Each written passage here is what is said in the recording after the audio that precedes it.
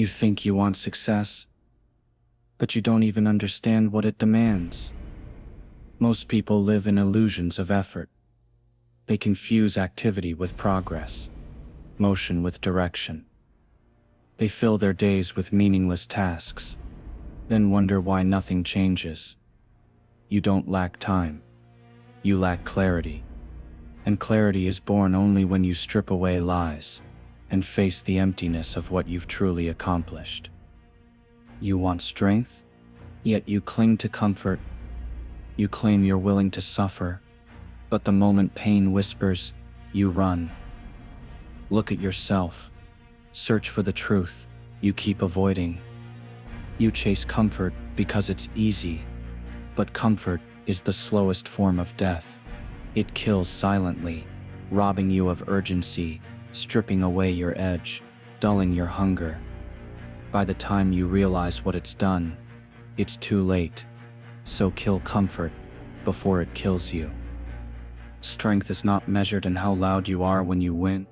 It's measured in how silent you remain while you suffer. The ability to endure quietly, to keep moving without applause, is what separates those who rise from those who collapse at the first sign of resistance. Weakness thrives in shadows. You hide your flaws, thinking they make you safe, when in reality they are chains keeping you where you are.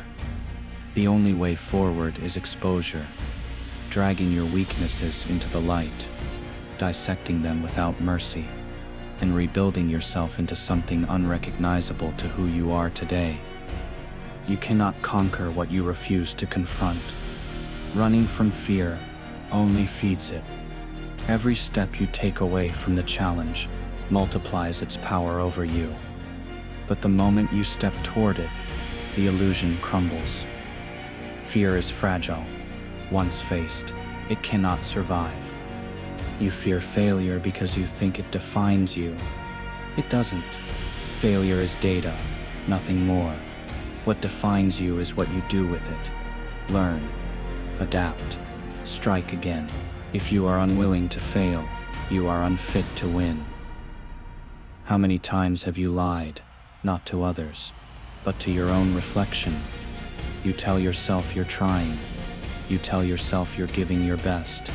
But if that were true, you wouldn't need excuses. Let me remind you, life does not care about your feelings, your background, or your fragile pride. Fairness is a concept created by the powerless. If you wait for life to treat you fairly, you will die waiting. You've been taught to seek balance, to search for moderation, but balance is another word for stagnation. The world does not reward those who move carefully. It rewards those who move decisively. Extremes build empires. Half measures build graves. Moderation is the philosophy of the mediocre. It teaches you to settle, to compromise, to dilute your ambition until it no longer threatens anyone. But history was never written by the balanced. It was carved by those who embraced extremes, no matter the cost. Strength is not given, it is seized. Respect is not granted, it is demanded. And survival is not guaranteed, it is earned, day by day, through the decisions you make when no one is there to witness them. The world rewards one thing: results. If you can't produce them, you're irrelevant. That's the reality. Harsh, yes. But reality doesn't soften itself for the weak. While you sleep, someone else is sharpening their mind. While you complain, someone else is learning to endure. And when the time comes, when it matters most, who do you think will stand on top? It won't be you, unless you change. Understand this: talent is overrated. Discipline devours talent. Endurance annihilates talent. Focus destroys talent. The strongest are rarely the most gifted. They are the ones who refuse to stop when every part of their body screams to quit. That is the difference between potential and reality. If talent was everything, the gifted would already rule the world. They don't. Why? Because talent without consistency is wasted. Talent without resilience is fragile. Talent without obsession collapses under pressure. What matters isn't what you were given, it's what you demand from yourself every single day. So here's the truth you keep avoiding. You already have what you need: discipline, focus, willpower. They aren't gifts, they're choices. Choices you refuse to make every day. Excuses are the language of the defeated. Every time you say "I can't," what you mean is, "I won't." You give power to obstacles by accepting them. Stop giving them oxygen. Starve them with action. Crush them with movement. Excuses will die the moment you outwork them. But understand this: every second you waste, every moment you surrender to laziness, you are handing your future to someone else. You're building their victory with your weakness. That is your reality. Opportunity is not scarce. You are. Doors are everywhere, but you refuse to walk through them because they demand sacrifice. You don't lack chances, you lack courage. And until you admit that, you will remain where you are, watching others claim what you were too afraid to reach for. The mind is your greatest weapon, yet most wield it like a child holding a blade, carelessly, without training. Train your body, and it will obey. Train your mind, and it will conquer. But neglect your mind, and it will betray you in the moments you need it most. Self-control is not optional. It is survival. Without it, you are nothing more than a puppet to your impulses. Most people are slaves, not to others, but to themselves. Their cravings dictate their choices. Their distractions consume their time. Their emotions control their actions. Freedom begins the moment you chain your impulses, instead of being chained by them. Your thoughts control your life. If your mind is weak, your life will crumble. Sharpen it daily. Train it with discipline. Then when chaos comes, you won't shatter.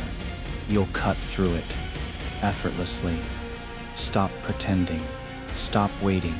Stop dreaming without moving. You keep asking for motivation, as if it's fuel that arrives before the work. Motivation is not the beginning, it is the result. Discipline comes first. Movement comes first. Pain comes first.